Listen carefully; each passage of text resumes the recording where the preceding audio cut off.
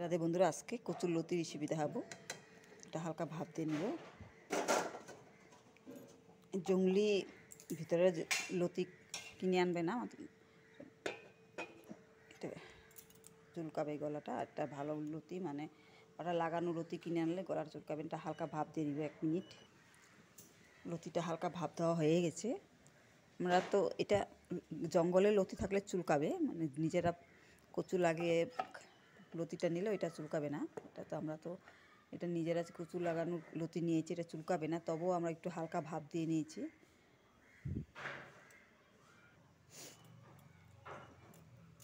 কালো জিরা সঙ্গে দিব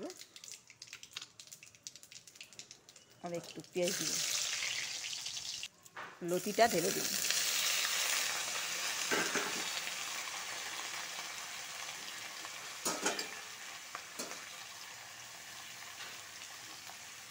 পরিমাণ মতো নুন দিয়ে দিব। আগে নুন দিয়ে সিদ্ধ করেছি, এই জন্য অল্প কম করে দিব। আর হলুদ দিয়ে দিব।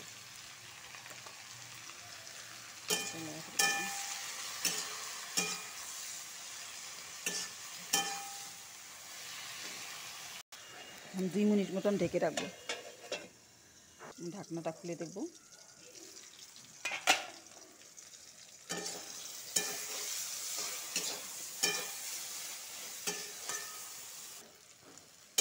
ভাজা ভাজা হয়ে গেছে।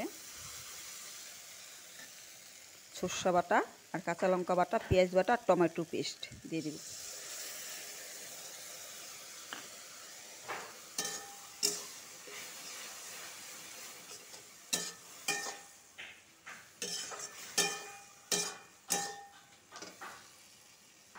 পরিমাণ মতন একটু চিনি দিয়ে দিব। এভাবে বানিয়ে খাবে, হেভি টেস্ট হয়, দুর্দান্ত টেস্টি হয় এই কচুলতিটা।